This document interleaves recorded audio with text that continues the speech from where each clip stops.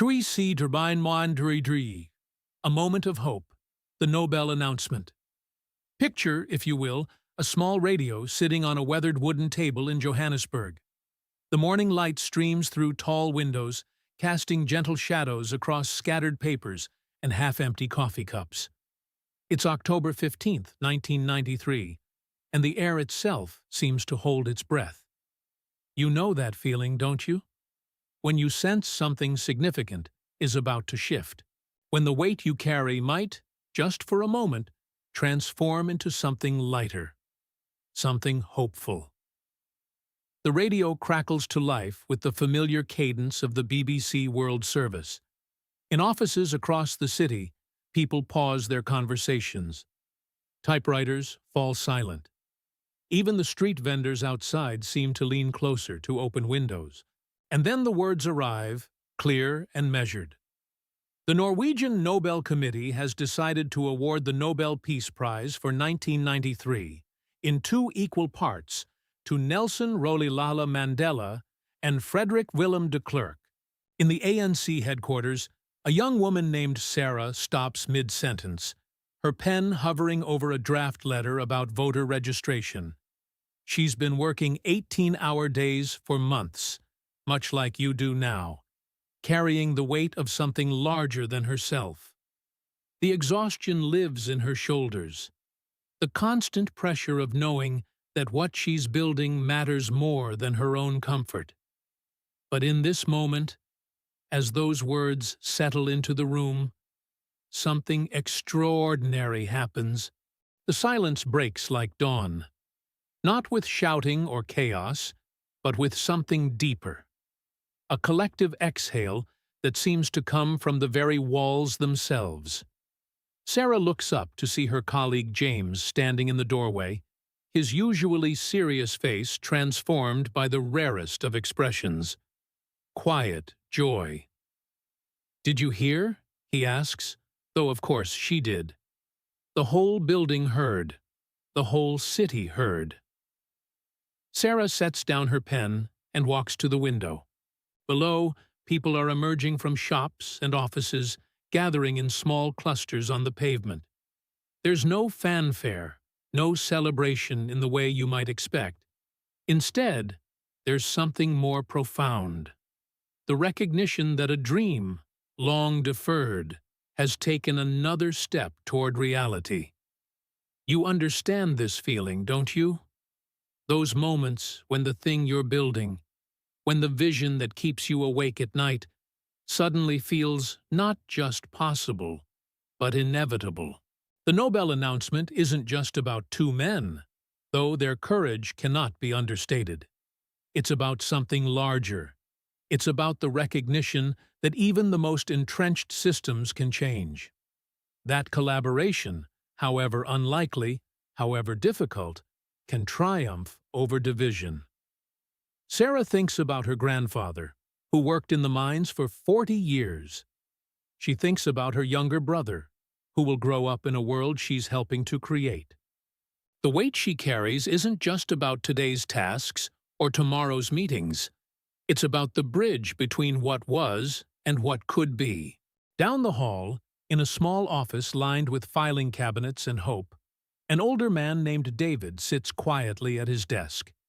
He's been with the movement for 27 years, through the darkest periods when hope seemed not just distant, but foolish.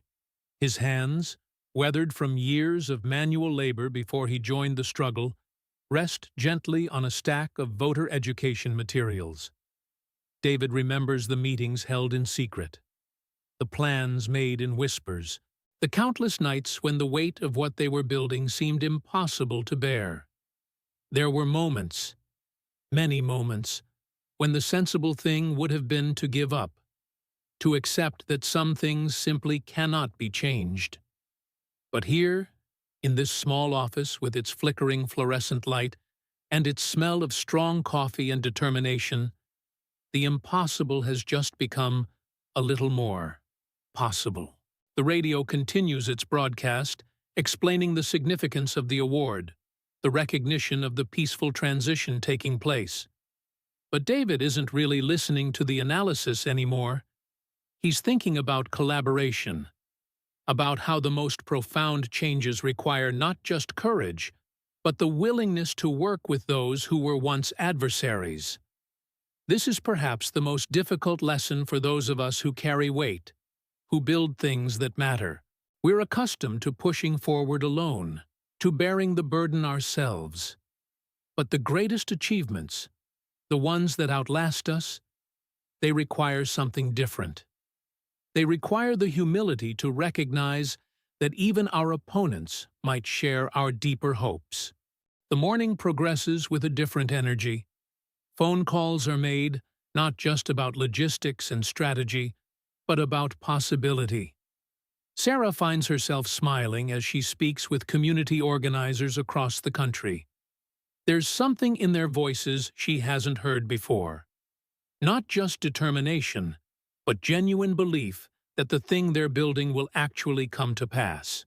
James walks through the office, and for the first time in months, his conversations aren't dominated by problems to solve or crises to manage. Instead, people are talking about the future.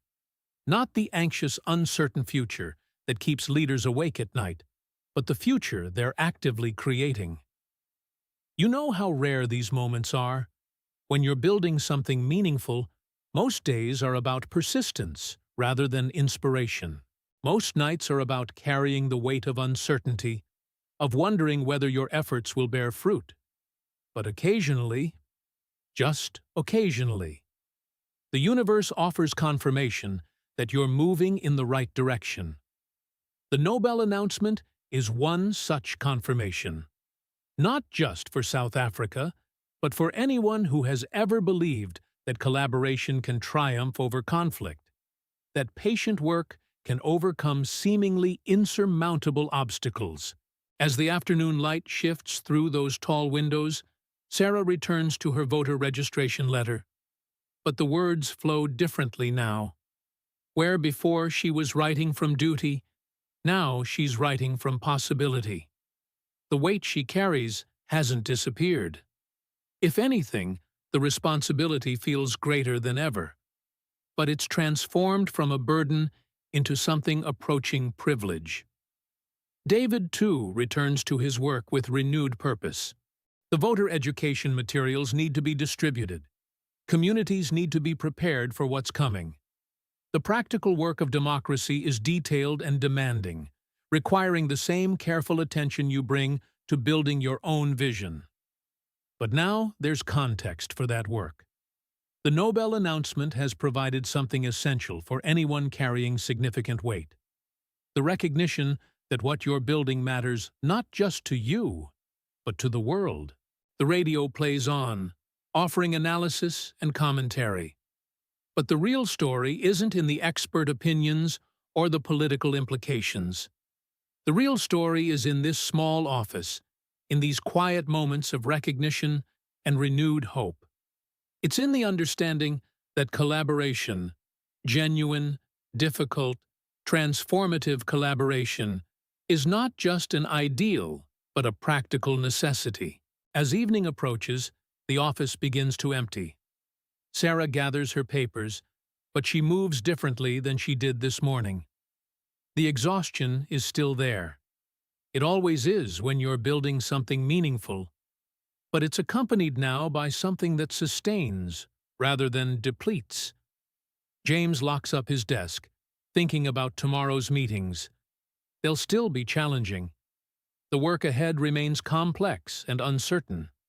But the Nobel announcement has provided something invaluable. Proof that patient, collaborative effort can indeed change the world. David is the last to leave, as he often is. He turns off the lights and locks the door, but he pauses for a moment in the hallway. Through the windows, Johannesburg spreads out below. A city in transition. A country in the process of becoming something new. The weight he carries hasn't diminished. If anything, it's grown. But it's no longer the weight of uncertainty. It's the weight of responsibility. The recognition that what he's building, what they're all building together, will outlast any individual effort. This is what hope looks like in practice. Not the absence of difficulty, but the presence of purpose. Not the elimination of weight, but its transformation into something meaningful. And as the city settles into evening, as lights begin to twinkle across the landscape, the radio continues its quiet broadcast, carrying news of this moment of recognition to listeners around the world, each carrying their own weight, each building something that matters. Toinhoys, the weight of decision. The radio waves carry that news southward, across the vast expanse of the Highveld, through the rolling hills of the Free State, until they reach the mother city itself, Cape Town, where the Atlantic winds have shaped both coastline and conscience for centuries. Here, in the shadow of Table Mountain, stands Toinhoys, the official residence of South Africa's state president. The name means garden house in Afrikaans, and there is something fitting about that, for it is here that the seeds of transformation were first planted, watered with courage, and tended with the kind of patience that only comes from understanding the true weight of decision. In a corner office, sunlight filters through tall windows, illuminating dust motes that dance in the afternoon air like tiny messengers of time itself. An empty chair sits before a large mahogany desk, the kind of furniture that has witnessed the rise and fall of governments, the signing of laws that changed millions of lives, the quiet moments when leaders sit alone with the magnitude of their choices. A half-finished cup of tea grows cold on the desk. Rooibos, perhaps, that uniquely South African brew that somehow tastes of the red earth and endless sky. Even presidents, it seems, can be interrupted by history. The weight you carry in your own work, those decisions that keep you awake at night, wondering if you've chosen correctly. It finds its echo here in these walls. For F.W. de Klerk, the man who has spent his morning fielding calls of congratulation from around the world, understands something about the peculiar burden of leadership. The way responsibility can feel both crushing and elevating, sometimes within the same breath. Consider what it means to dismantle something you were raised to believe in. Not out of weakness, but from strength.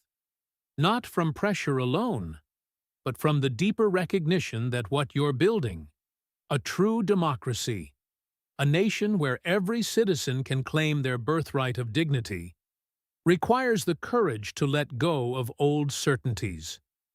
The Stoics understood this paradox well. Marcus Aurelius, writing in his private journal while governing an empire, noted that true power lies not in clinging to control, but in knowing when to release it. The universe is change, he wrote. Our life is what our thoughts make it. De Klerk's thoughts today must surely turn to February 11, 1990, the day he stood before Parliament and announced that Nelson Mandela would be released. The weight of that decision. Can you imagine it? Knowing that with those words, you are setting in motion forces that will reshape not just your country, but your own place in history. But here's what strikes me about this moment. As the Nobel announcement settles into the consciousness of a nation, it's not a story of one man's courage, but of recognition that transformation requires partnership. The prize is shared, after all. Two men from vastly different worlds, finding a way to build something neither could have created alone. This is perhaps the most profound lesson for anyone carrying the weight of leadership. The understanding that your greatest achievements will likely come not from solitary brilliance, but from the wisdom to seek collaboration where others see only conflict. In the months of negotiation that led to this day, Toinhoys became something unprecedented. A place where former enemies sat across polished tables and hammered out the architecture of a new democracy. The Convention for a Democratic South Africa, CODESA, where lawyers and activists, former prisoners and cabinet ministers gathered to write the script for peaceful transition. Picture, if you will, a young lawyer named Cyril Ramaphosa, chief negotiator for the ANC, sitting in these very rooms. A man who understood that every clause debated, every principle enshrined, carried the hopes of millions. The weight he carried was different from yours, perhaps, but the essential challenge remains the same. How do you build something sustainable when the stakes are impossibly high and the margin for error feels impossibly small? Ramaphosa had a gift for finding common ground without compromising core principles. In those long negotiating sessions, when talks threatened to collapse under the weight of history's grievances, he would often return to a simple question. What kind of country do we want our children to inherit? The question cuts through complexity, like light through shadow. What kind of company? What kind of organization? What kind of legacy do you want to leave? When the daily pressures mount and the immediate crises demand your attention, that deeper purpose becomes your North Star. The afternoon light shifts across the office, and somewhere in the building, staff members are probably still fielding calls from international media, from heads of state, from citizens wanting to share in this moment of recognition. But, in the quiet of this space, there's room for reflection on what this prize truly represents. It's not an endpoint, but a way station. Not a celebration of work completed, but acknowledgement of work courageously begun. The real test of what they've built together. Mandela and de Klerk, the ANC and the National Party, the countless South Africans who chose hope over fear. That test still lies ahead in the elections planned for next year. But today, there's something profound in simply pausing to recognize how far they've traveled. From the dark days of emergency rule to this moment of international recognition, from a system built on division to negotiations grounded in shared humanity. You know this feeling, perhaps. Those rare moments when you step back from the daily grind of building something meaningful and catch a glimpse of the larger pattern. When the weight you carry shifts, just for a moment, from burden to privilege. When you remember not just what you're fighting against, but what you're fighting for. The Stoic philosopher Epictetus, himself no stranger to hardship, taught that we cannot control what happens to us, but we can control how we respond. In the context of leadership, this becomes something even more powerful. We cannot control the challenges we inherit, but we can choose what we build from them. De Klerk inherited a system in crisis, a country isolated from the world, a political structure that had reached the end of its moral and practical sustainability. He could have chosen the path of greater repression, of digging deeper trenches. Instead, he chose the infinitely more difficult path of transformation. As evening approaches and the mountain begins to cast its long shadow across the city, there's a sense of completion to this day. Not the completion that comes from finishing something, but the deeper satisfaction that comes from recognition. From the world acknowledging that sometimes, just sometimes, leaders can choose collaboration over conflict, dialogue over force, the future over the past. The tea has grown cold on the desk, but the warmth of this moment, the knowledge that what they're building together has captured the world's imagination and hope. That warmth will linger long after the sun sets over the Atlantic. Tomorrow will bring new challenges, new negotiations, new tests of the fragile trust they've built. But today, there's space to simply sit with the weight of what they've accomplished and what they're still building together. The radio continues its broadcast, carrying news of this recognition across the townships and suburbs, the farms and cities of a nation in transition. Each listener carrying their own hopes, their own fears, their own small part in the larger story of what it means to build something worth inheriting. Johannesburg, A city on the brink. In Johannesburg, the energy is different.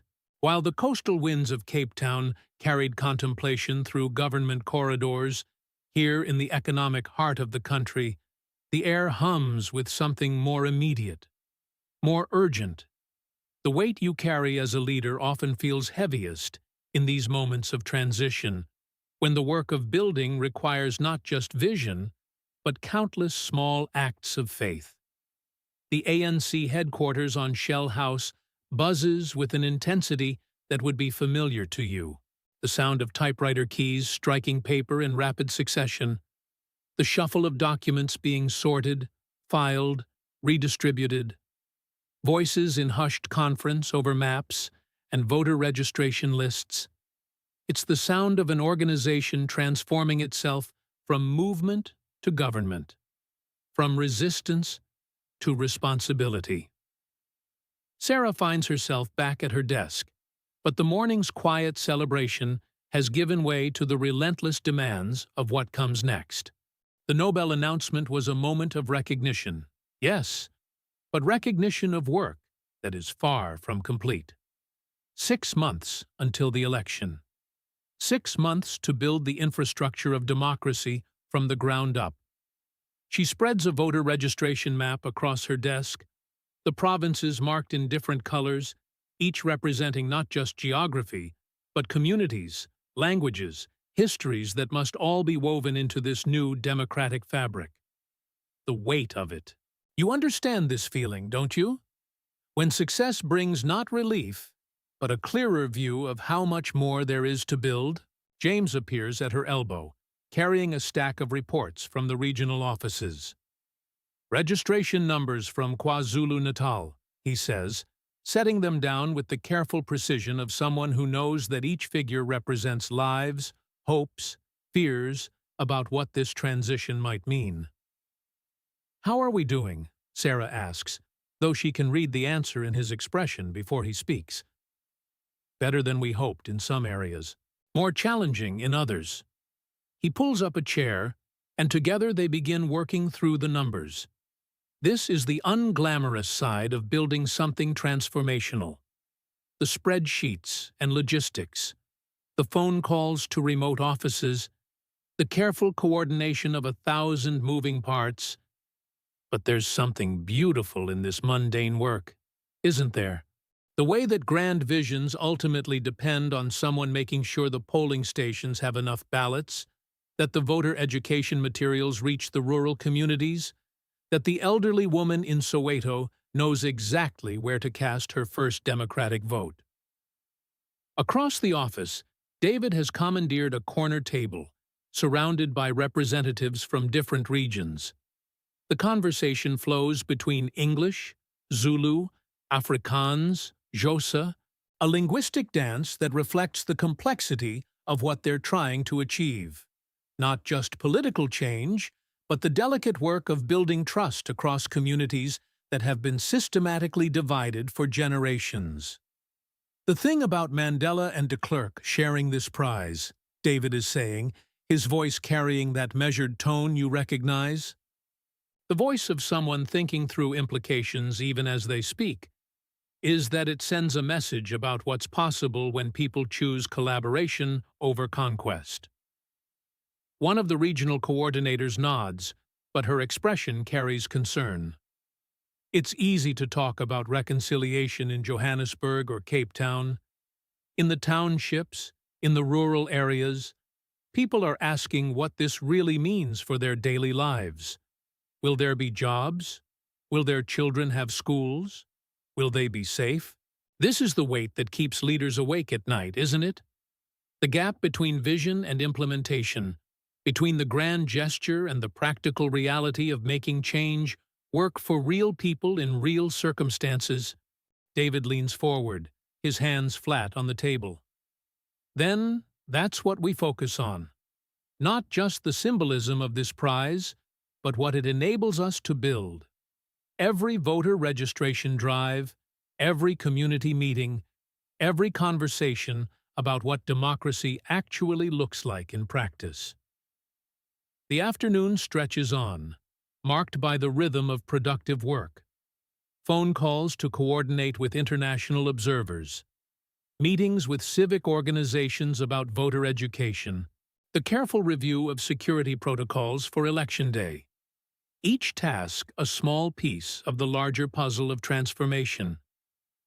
Sarah finds herself thinking about her grandmother, who lived through the early days of apartheid, who watched the systematic construction of a system designed to divide and diminish. What would she make of this moment? This room full of people working 18-hour days to build something entirely different? The irony isn't lost on her that the same organizational skills, the same attention to detail that the apartheid government used to control and separate, are now being deployed to liberate and unite. The tools of oppression transformed into instruments of freedom. As evening approaches, the energy in the office shifts, but doesn't diminish. This is the time when the international calls come in. Solidarity organizations in London and New York wanting updates, exile communities preparing to return home to vote, journalists trying to understand what this Nobel recognition might mean for the election. James takes one such call, speaking carefully about voter registration numbers, about the challenges of organizing elections in areas where political violence remains a daily reality. You can hear in his voice that particular exhaustion that comes not from working too hard, but from carrying the hopes of too many people. But there's something else there too, a kind of stubborn optimism that refuses to be diminished by the magnitude of the task. The same quality you need when building anything worthwhile. The ability to hold both the vision of what's possible and the practical reality of what it takes to get there. On the wall, a map of South Africa hangs marked with pins. Red for areas where voter registration is ahead of schedule. Yellow for regions that need additional support. Blue for communities where civic education programs are making the most difference. It's a visual representation of the work of democracy, not as a single moment of transformation, but as countless small acts of participation and preparation. Sarah stands before this map as the office begins to quiet, thinking about the weight of what they're attempting. Not just an election, but the creation of a political culture where former enemies become collaborators, where the skills of resistance transform into the skills of governance. The Nobel Prize announcement feels like both validation and challenge, recognition of how far they've come, and a reminder of how much further there is to go. In 6 months, millions of people will queue at polling stations, many of them voting for the first time in their lives. The success of that day will depend on the work happening right here, right now, in this bustling office filled with maps and typewriters, and the quiet determination of people building something larger than themselves. Tomorrow will bring new challenges, new obstacles to navigate. But tonight, there's satisfaction in the work itself, in the collaboration, in the shared sense of purpose, in the knowledge that every phone call made, every form processed, every conversation held, is another small act of faith in what they're building together. The weight you carry as a leader. Sometimes it's not burden, but privilege. The chance to be part of something that matters, something that will outlast any individual contribution, but depends entirely on the sum of all those contributions working in harmony. Years. Quiet moments, reflection and renewal. As evening settles over Johannesburg, the city's rhythm begins to slow. The urgent phone calls of the afternoon give way to something quieter, more contemplative. In a modest house in Houghton, Nelson Mandela sits in his study, the day's newspapers folded beside him, a cup of rooibos tea growing cool in his hands. The lamp casts a gentle circle of light across his desk, illuminating the worn leather of books that have been companions through decades of struggle and hope. Tonight, like so many nights before, he finds himself in that sacred space between action and rest. between the weight of what must be done and the wisdom that comes only in stillness. You know this moment, don't you? When the day's urgencies finally quiet, when the phone stops ringing, when you're left with just yourself and the magnitude of what you're building. For Mandela, tonight carries the particular weight of recognition, not just personal recognition, but acknowledgement of a path that so many said was impossible. He opens one of the books, Marcus Aurelius, the pages soft with years of handling. You have power over your mind, not outside events. Realize this, and you will find strength. The words settle into the quiet room like old friends returning home. This is where true leadership is forged, isn't it? Not in the meetings or the negotiations or the public moments, but in these quiet hours when you're alone with the weight you carry. When you must find, within yourself, the reserves to continue. When you must remember why you began this journey in the first place. Mandela's thoughts drift to the young people he met today. Sarah with her careful lists and boundless energy. James with his steady determination. David with his quiet competence. Each of them carrying their own piece of what's being built. Each of them discovering, perhaps for the first time, that they have the capacity to be part of something larger than themselves. He remembers being their age, remembers the fire of certainty, the impatience with injustice, the belief that change must come immediately or not at all. Time has taught him something different. Time has taught him that the most profound transformations happen slowly, like water wearing away stone, like seeds growing in darkness before they break through soil. The weight of leadership, it changes as you carry it longer, doesn't it? What begins as urgency gradually becomes patience. What starts as anger slowly transforms into understanding. Not because the cause matters less, but because you learn that sustainable change requires something deeper than emotion. It requires the kind of inner strength that can only be cultivated in moments like this, in the quiet spaces where you remember who you are beneath all the roles you play. He turns the page, and another passage catches his eye. The best revenge is not to be like your enemy. Tonight, this feels particularly relevant. The Nobel Prize isn't just recognition of what's been achieved, it's acknowledgement of how it's been achieved. Through dialogue rather than destruction, through patience rather than revenge, through the radical act of seeing humanity in those who have wronged you. This is perhaps the heaviest weight any leader can carry, the choice to respond to hatred with something other than hatred, to meet violence with steadiness, to answer fear with courage. It would be so much easier, wouldn't it, to simply mirror what you've received, to let the pain justify the response? But Mandela has learned something in these quiet hours of reflection, something that perhaps you're learning too in your own journey of leadership. The moment you allow your response to be dictated by someone else's choices, you've given away your power. You've let external circumstances determine your internal state. And that's a surrender no true leader can afford. He sets down the book and walks to the window. Johannesburg spreads out before him, lights beginning to twinkle as families gather for dinner, as children do homework, as ordinary life continues its eternal rhythm. Somewhere out there, in offices and meeting rooms, in townships and suburbs, people are working on the practical details of transformation.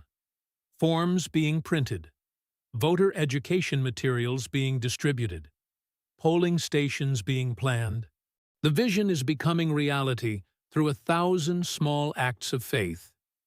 This is what sustains you in leadership, isn't it? Not the grand moments or the public recognition, but this quiet knowledge that what you're building is bigger than any individual contribution, that the work continues even when you're not watching, that the seeds you've planted are taking root in soil you may never see.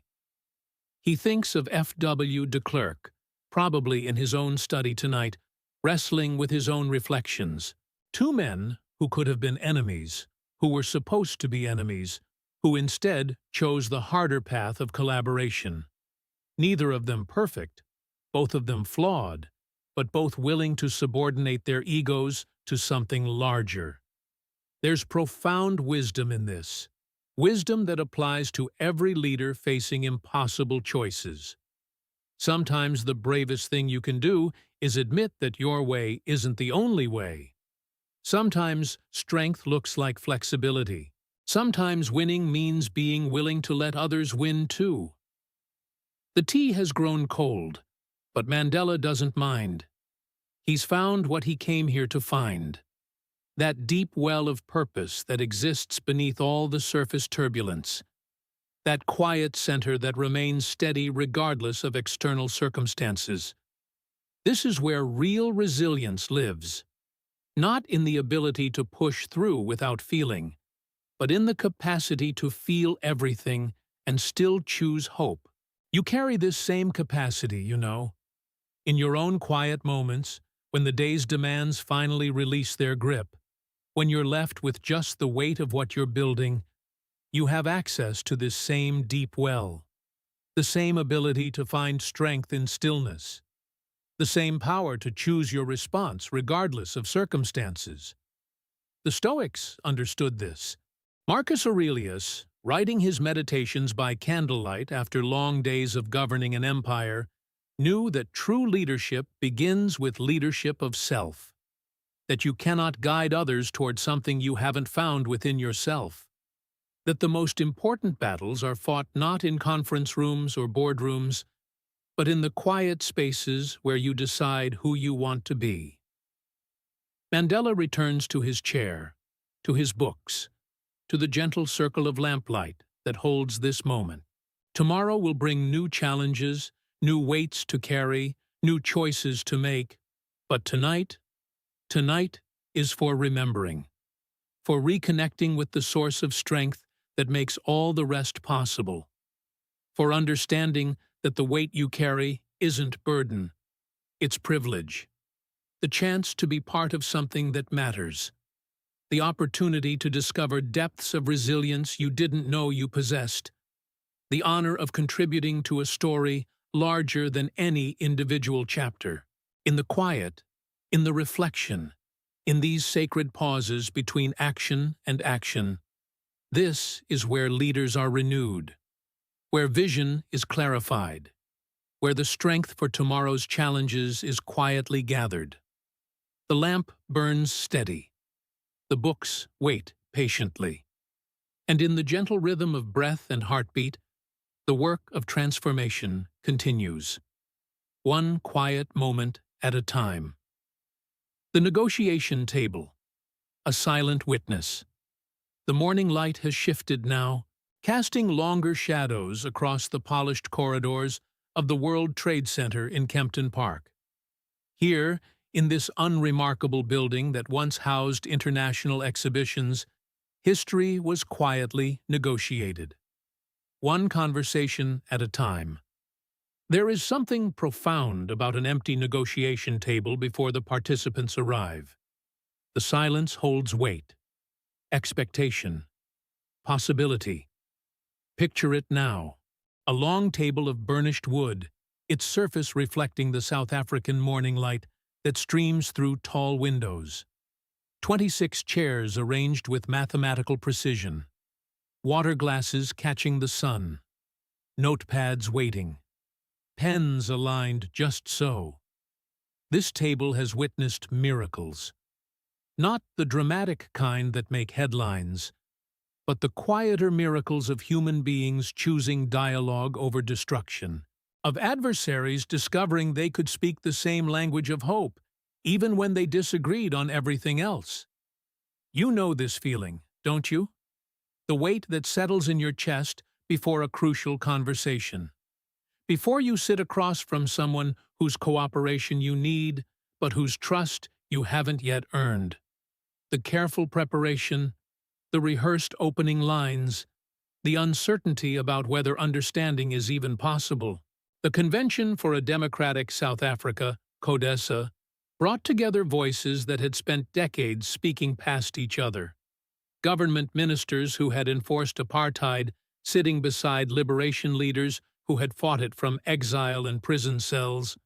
Traditional chiefs alongside trade union organizers, each carrying the hopes and fears of their communities, each knowing that failure meant unthinkable consequences. But here's what the history books often miss.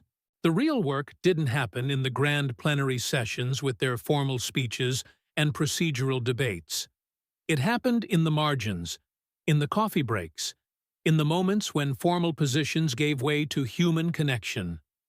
There was the morning when a National Party delegate, struggling with his conscience, found himself sharing a quiet cup of tea with an ANC negotiator whose brother had died in police custody. They didn't discuss politics that morning. They talked about their children, about the country they both wanted to leave behind. There was the evening when Cyril Ramaphosa and Roelf Meyer, chief negotiators for their respective sides, realized they had more in common than either had expected. Both lawyers, both pragmatists, both carrying the weight of constituencies who sometimes demanded the impossible. Meyer would later describe those months as the most challenging of his career, not because of the complexity of the issues, though they were labyrinthine, but because of the constant tension between principle and pragmatism, between what his party wanted and what the country needed. You understand this tension, don't you? The weight of representing others while knowing that leadership sometimes requires you to lead them toward uncomfortable truths. The loneliness of making decisions that others will judge without fully understanding the constraints you faced. The table witnessed moments of deadlock that seemed insurmountable. Voices raised in frustration. Delegates walking out, threatening never to return. The delicate architecture of trust that took weeks to build could collapse in an afternoon over a single misunderstood phrase or perceived slight. But it also witnessed something remarkable. The gradual recognition that everyone around that table, regardless of their political allegiance, shared certain fundamental concerns. They all loved their children. They all wanted those children to inherit a country at peace with itself. They all understood that the alternative to negotiation was too terrible to contemplate. There was the day when news arrived of a particularly brutal massacre in one of the townships. The violence that continued to rage outside these walls, fed by those who preferred chaos to compromise. The room fell silent, the weight of their responsibility settling over everyone present like a heavy blanket. It was Mac Maharaj who spoke first that day. "Every hour we spend in deadlock," he said quietly, "people are dying. Real people, with names and families and dreams." The words hung in the air, a reminder that their debates had consequences beyond these walls. That afternoon, they made more progress than they had in the previous week combined. This is the paradox of leadership, isn't it? How crisis can clarify purpose. How the weight of consequence can strip away everything non-essential and reveal what truly matters. In your own negotiations, with investors, with partners, with the voice of doubt in your own head, you've felt this same crystallizing moment when the stakes become clear. The table also witnessed acts of grace that no journalist recorded.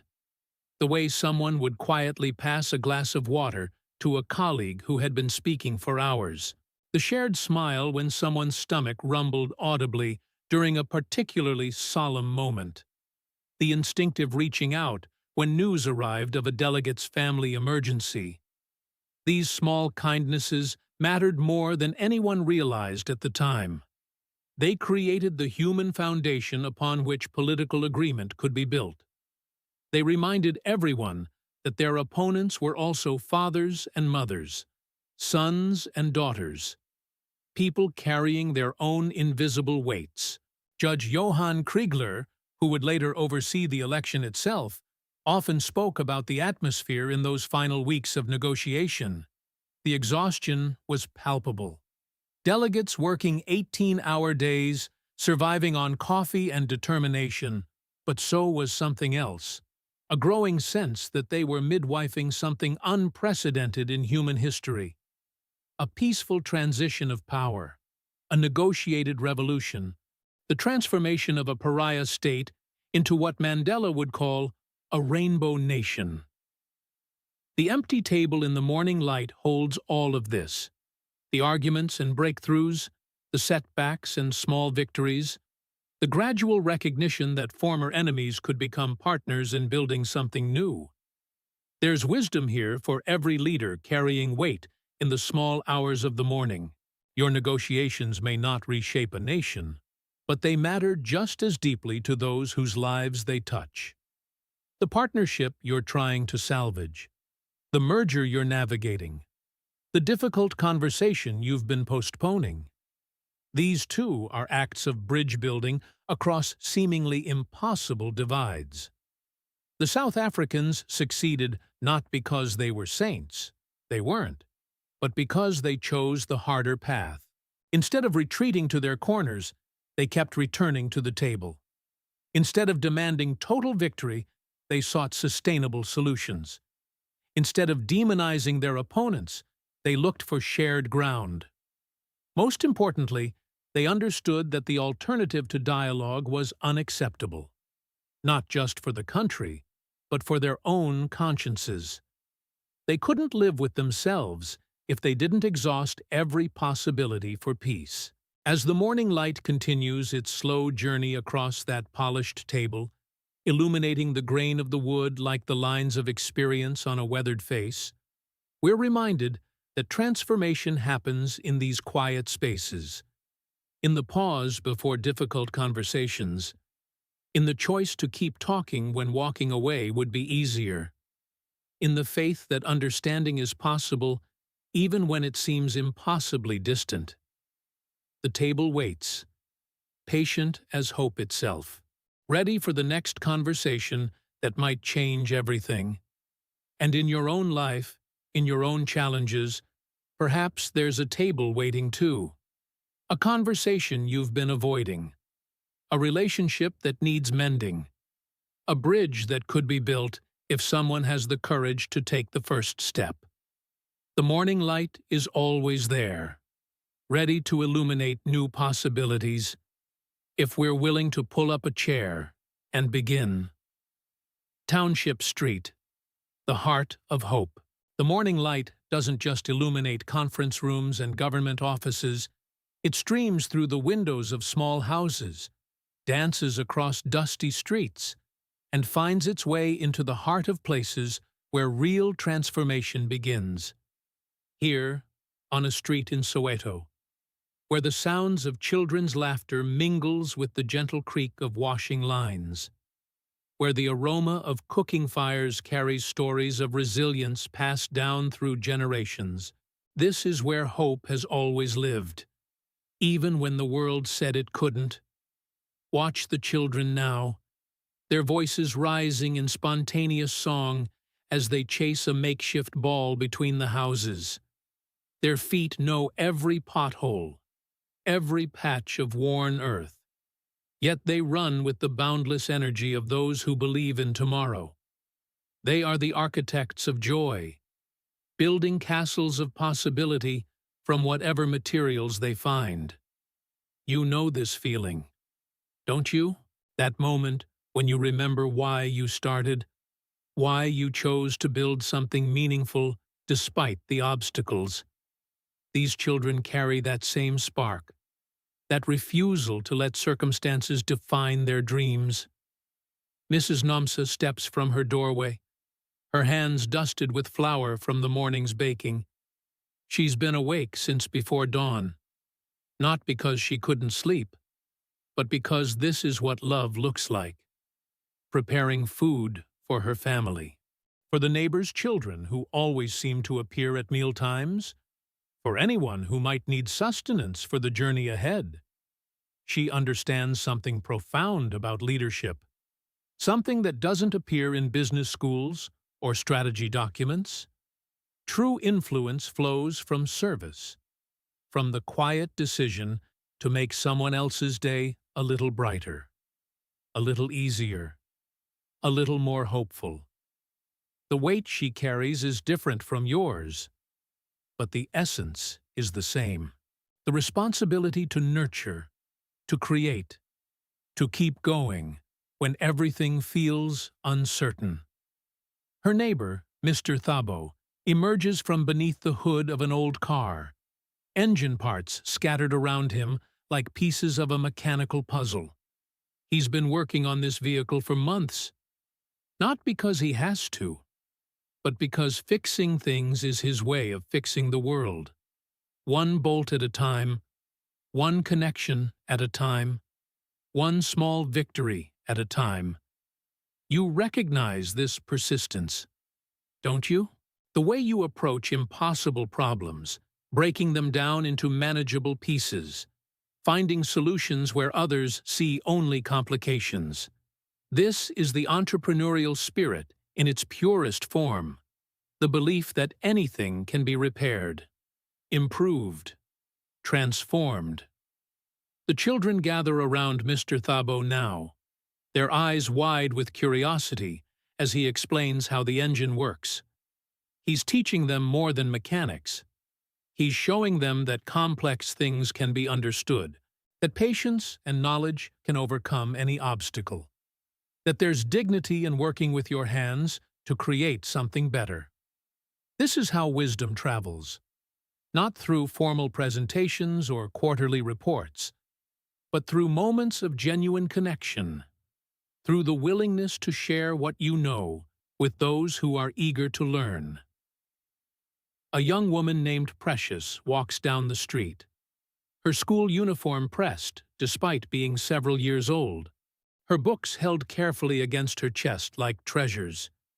She's heading to the library, where she'll spend hours studying, preparing for exams that could change everything, not just for her, but for her entire family. She carries dreams that seem impossibly large for someone so young, yet she moves with the quiet confidence of those who understand that the future belongs to those who prepare for it. Every page she reads, every problem she solves, every small step forward is an act of faith in possibilities that don't yet exist. You were like this once, weren't you? Carrying dreams that others couldn't see, working toward a future that existed only in your imagination, believing that dedication and vision could transform reality. The street fills with the sounds of daily commerce, vendors calling out their wares, neighbors negotiating prices with the gentle familiarity of long relationship, money changing hands in transactions that are about much more than economics. This is community building itself, one interaction at a time, one act of trust at a time. Watch how they do business here, with handshakes that mean something, with credit extended based on character rather than credit scores, with the understanding that everyone's success is connected, that lifting each other up is not just moral imperative, but practical necessity. This is what sustainable growth looks like. Not the aggressive expansion that burns bridges, but the steady building of relationships that can weather any storm.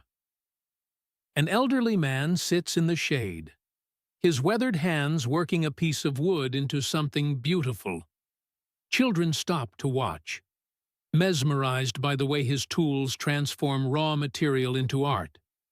He works without hurry, each cut deliberate, each curve considered, creating not just an object, but a moment of wonder for anyone who pauses to observe. He embodies something you need to remember, that the best work happens when we stop rushing, when we allow ourselves to be present with the process. when we trust that quality emerges from attention rather than speed. The weight you carry, the pressure to move faster, to achieve more, to prove yourself constantly. It's real.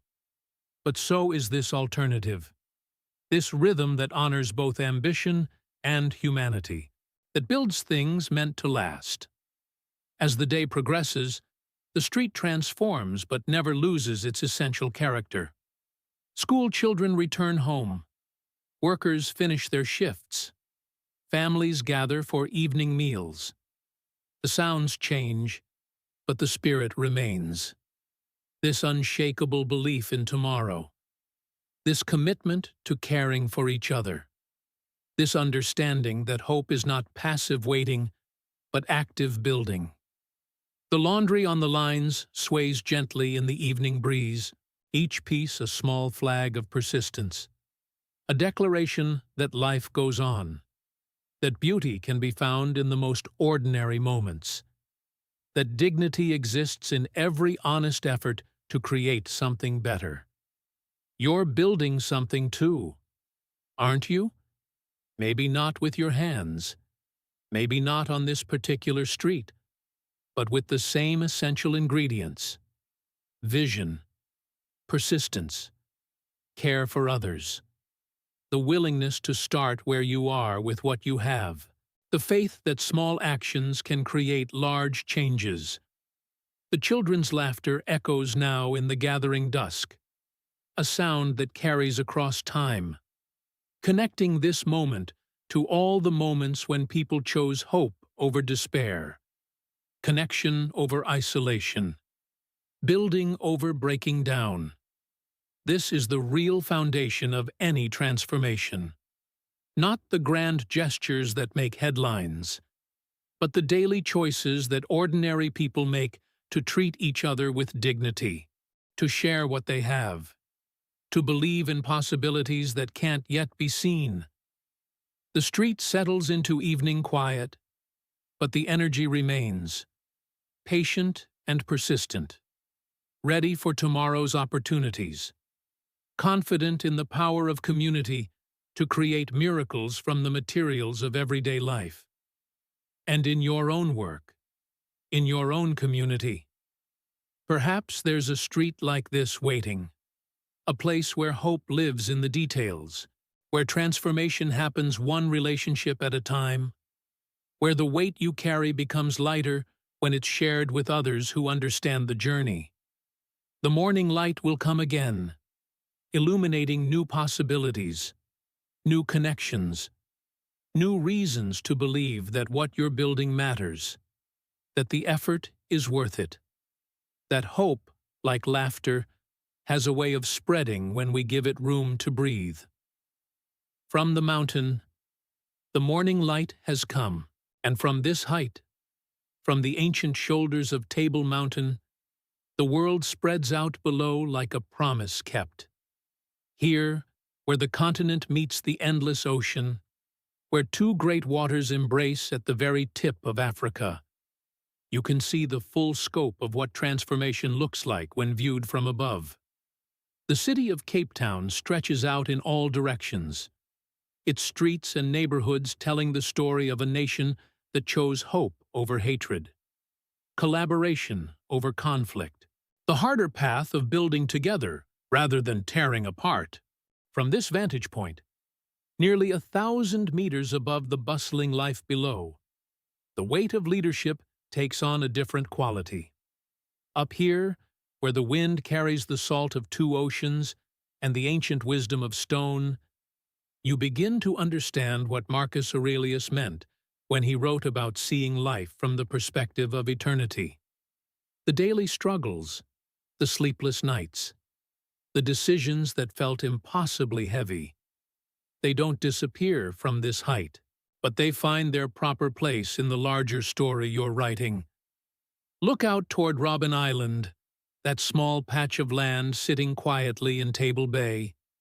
For decades, it was a place where dreams went to die, where the apartheid regime sent those who dared to imagine a different future. Mandela spent 18 of his 27 years of imprisonment there, breaking rocks in the limestone quarry, writing letters by candlelight, keeping hope alive in a place designed to extinguish it. But even from here, even with the perspective that height and time provide, you can see that the island never succeeded in its purpose. Because the weight that Mandela and his fellow prisoners carried, the vision of what South Africa could become, that weight was too important to set down. It sustained them through the years of hardship, gave meaning to their suffering, transformed their imprisonment into preparation for the leadership their country would need. This is what we so often miss when we're in the thick of building something meaningful. The weight you carry, those 2 a.m. moments when the responsibility feels overwhelming, when you question whether you have the strength to continue, those moments aren't obstacles to overcome. They're the very foundation of the strength you're developing. Every sleepless night spent worrying about your team, every difficult decision that keeps you awake, every moment when you choose to keep going despite the uncertainty, you're building the kind of character that can weather any storm. The mountain beneath your feet has stood here for 260 million years. It has watched civilizations rise and fall, witnessed the arrival of the first humans, seen empires built and dissolved. It has endured ice ages and warming periods, volcanic eruptions and continental drift. And through it all, it has remained, not unchanged, but unbroken, shaped by pressure and time into something magnificent. This is the perspective that sustainable leadership requires, not the frantic urgency of the daily news cycle, not the artificial deadlines that make everything feel like an emergency, but the long view that understands transformation as a process measured in decades, not quarters. The changes that matter most, the ones that actually improve lives and create lasting value, they happen slowly, deliberately, with the patience of stone and the persistence of water. From this height, you can see the townships of the Cape Flats stretching toward the horizon. Communities that have survived everything history could throw at them. You can see the harbor where ships from around the world dock, bringing goods and ideas and dreams from distant shores. You can see the university where the next generation is learning to think differently about old problems. The hospitals where healers work around the clock. The schools where children are discovering their own capacity to change the world. All of it connected. All of it part of the same story. All of it proof that the weight individual leaders carry, when channeled toward something larger than themselves, becomes the force that lifts entire communities toward something better.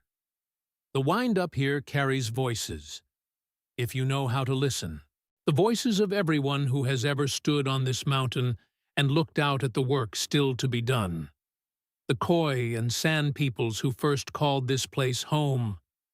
The explorers who saw new possibilities beyond the horizon. The freedom fighters who climbed these slopes to plan for a future they might not live to see. The entrepreneurs and innovators and quiet revolutionaries who continue that work today. Your voice is among them now. The weight you carry, the vision that keeps you awake at night, the stubborn hope that refuses to let you quit. It's part of this ancient conversation about what it means to build something that matters. The sun is beginning to set now, painting the sky in shades of gold and crimson, casting long shadows across the city below. Soon, the lights will begin to twinkle on, in homes and offices, in the places where people gather to share meals and stories and dreams. Each light represents someone who has chosen to keep building, to keep believing, to carry their own weight with dignity and purpose. Tomorrow will bring new challenges, new opportunities to prove that collaboration is stronger than competition, that hope is more powerful than fear, that the patient work of building something meaningful, One relationship at a time, one decision at a time, is the most important work there is.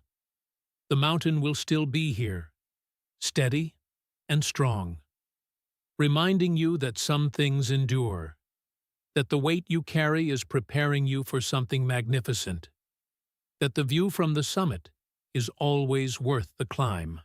A new dawn, peaceful slumber, and as you lie there tonight, feeling the weight of everything you're building settling into something softer, something more manageable, imagine those first rays of dawn breaking over Cape Town on that October morning in 1993, the light touching Table Mountain's ancient face, spreading across a nation that had chosen forgiveness over revenge, collaboration over conflict.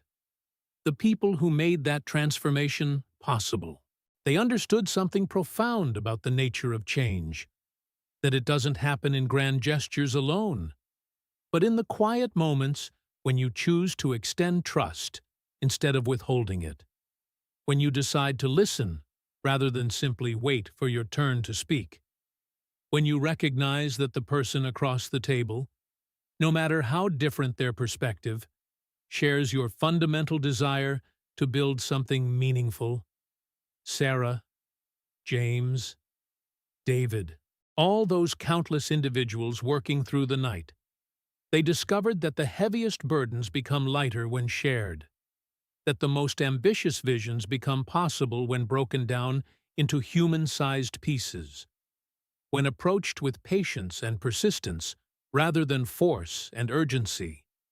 Tonight, as your own mind begins to release its grip on tomorrow's challenges, let yourself remember that every great transformation in history, every lasting change, has been built by people who understood the power of taking the long view, who knew that sustainable progress happens not in the rushing, but in the steady, deliberate, thoughtful work of building trust, one conversation at a time.